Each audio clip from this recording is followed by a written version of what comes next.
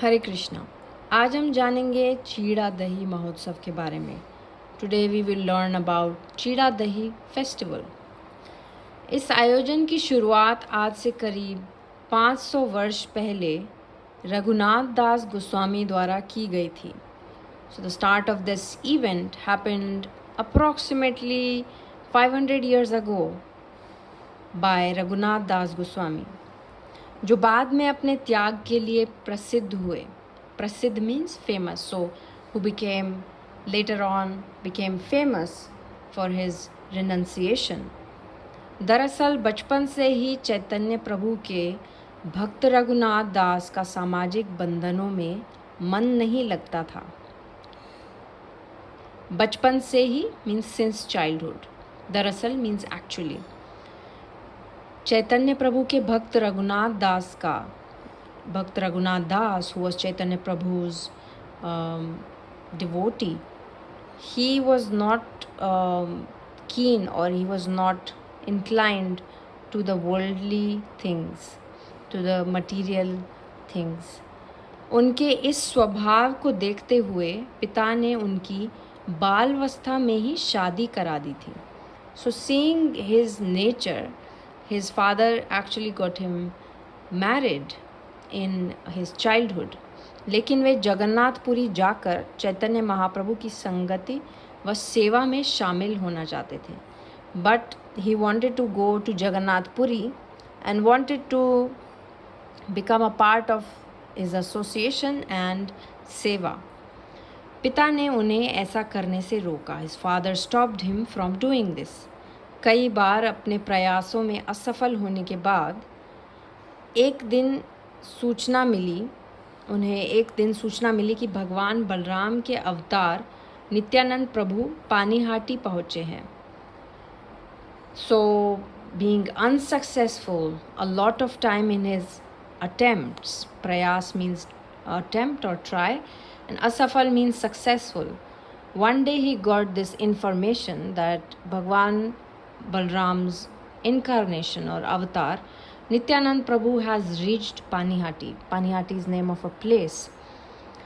रघुनाथ वहाँ जा पहुँचे और छिपकर दर्शन कर ही रहे थे कि प्रभु नित्यानंद जी ने उन्हें देखकर आवाज़ लगाई.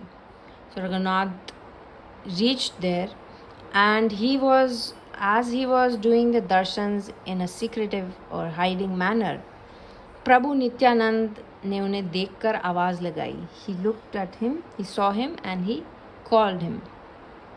इसके बाद प्रभु ने उन्हें सभी को दही चूड़ा खिलाने का आदेश देते हुए कहा कि आप ज़मींदार घराने से हैं, सो आपको दंड स्वरूप दही चूड़ा खिलाना होगा. So since he was hiding and having darshan, so Prabhu gave him an instruction that you will have to feed everyone dahi chuda. Dahi means yogurt and chuda is this flat rice. And you will have, since you are from a zamindar family, so as a punishment you will have to feed everyone this dahi chuda. Raghunath ने तुरंत वैष्णवों के लिए दही चूड़ा की व्यवस्था कराई. सो ही अरेंज्ड दही चूड़ा फॉर वैष्णवाज इमीडिएटली. वह सैकड़ों संतों को भोजन कराया. And to many saints, to many sadhus, he made a feast. He offered them bhojan. भोजन परांत भगवान नित्यानंद ने उन्हें आशीर्वाद दिया. So after the feast, Nityanand Prabhu gave him blessings.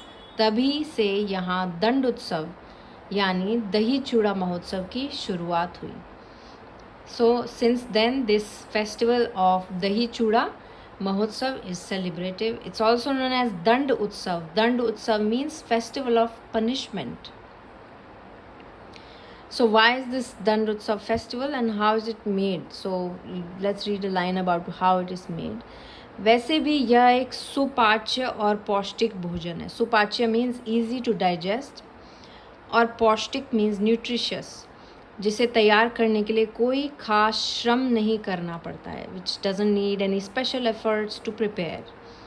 और शरीर के लिए भी बेहद फ़ायदेमंद है. And extremely beneficial for the body. इसे पकाने का कोई झंझट नहीं है. There is no trouble whatsoever taken for preparing it. बस चूड़े या पोहे को कुछ देर भिगोने के बाद, after soaking the flat rice for some time, you can add उस पर दही और स्वाद अनुसार चीनी या केला आदि डालकर व्यंजन तैयार हो जाता है. After soaking it, adding dahi, yogurt and swad anusar means according to taste, sugar or banana and other things we can add and prepare a meal.